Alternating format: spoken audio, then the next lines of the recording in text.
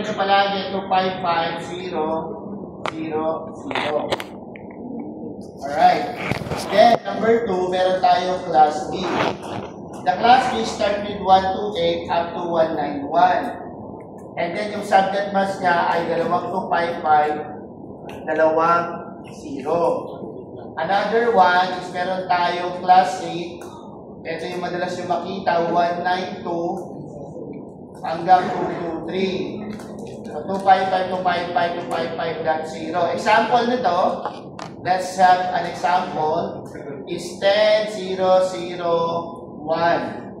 Okay po, example naman ito ay 172.16.0.1. Example naman ito, 192.168.1.1.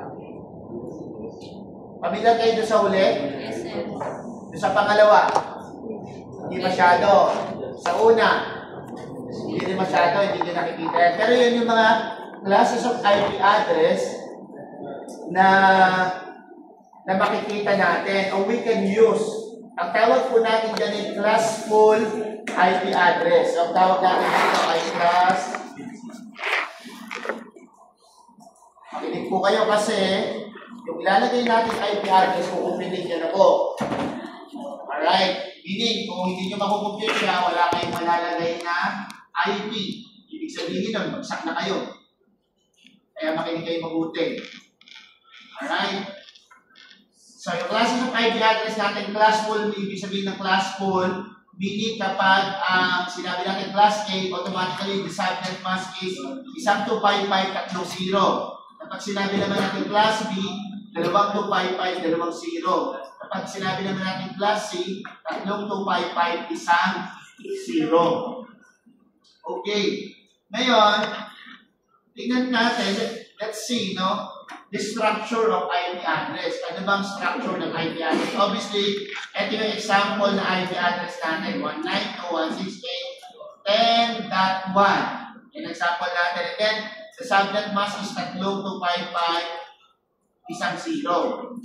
So, let's go now to the structure of IP address. Tingnan natin, ha? Mahalaga itong maintindihan ninyo yung structure ng IP address. Okay, an IP address has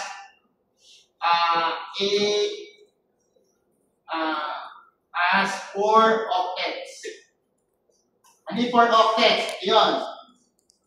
First octet. Okay po.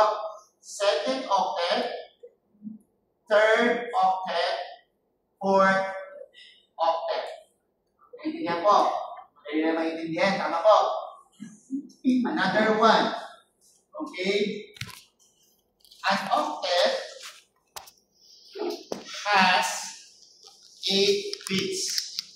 Contains 8 bits.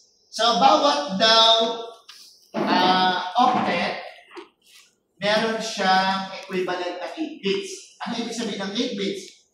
Siyempre, gagamitin na natin yung natutunan ninyo sa conversion ng binary to decimal. Di ba meron tayong example natin, yung 192 sa mga way, no, 128, 64,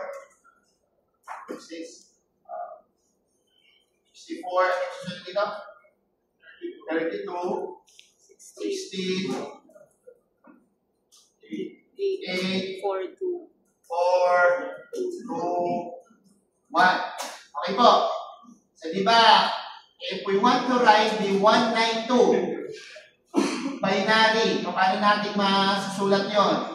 Di ba? This is 1, 1, 0, 0, 0, 0, 0, 0 is equals to 192.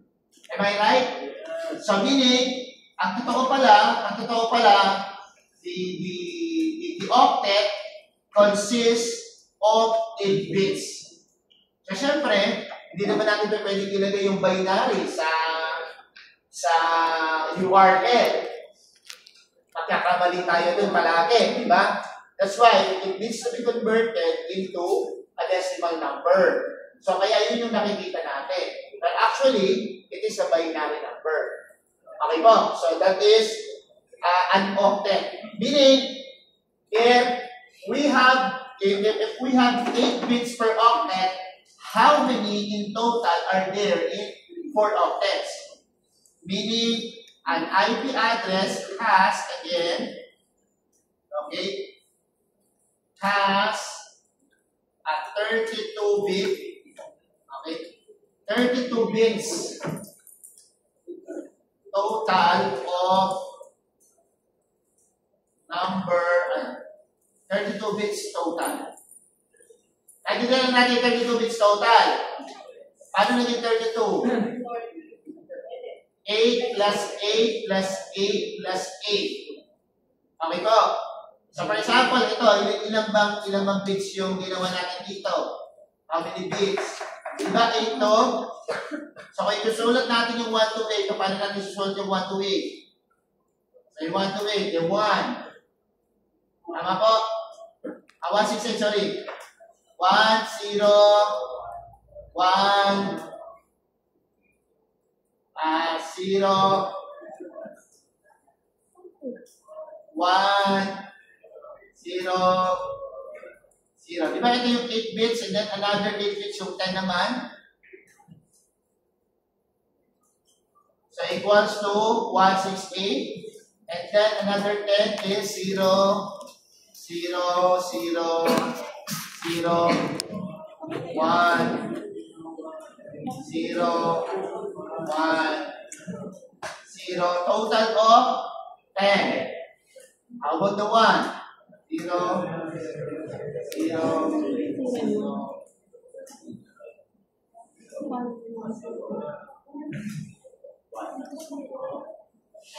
Ay, sorry.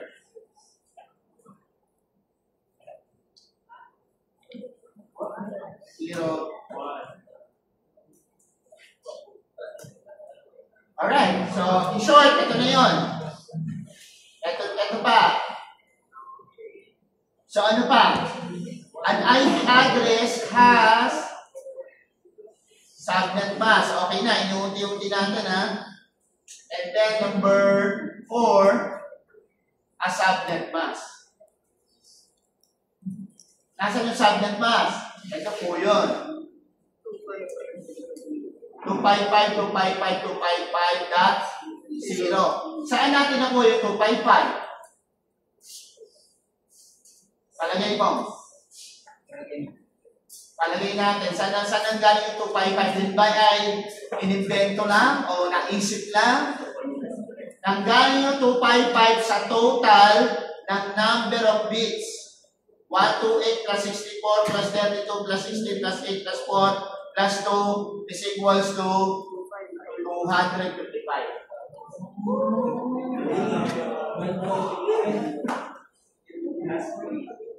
So doon ang galing yan. Now, what is the point? What is the point? Why I'm saying that the total number of bits is 255? Meaning, ang ilalagay natin, tingnan nyo po ha, ang ilalagay natin sa bawat octet, okay, sa bawat network, ay hanggang 255 na IP. Okay, kasi yun ang limit eh. Tama, nakita niyo yung limit? Yung 8 bits ay ilan? Kada 8 bits, we can have 255 IP address. Gets natin. Ngayon, balik tayo dito. Alright. So let's go back to the classes of IP address. The class full IP address. Tingnan po ninyo. We have the class. Pag sinabi ko, halimbawa, 26.0.0.1. What class is it? What class is it? Class A. Pag sinabi ko naman 200.130.1, anong class yun? C. So, ibig sabihin, ang nagsasabi ng IP address ay, ano? Ng class ng IP address is the number, the first number on the first octet. Tama po. Eh, paano kung sinabi kong ganito? 10.0.0.0.1 255.255.255.0 yung subnet mask niya.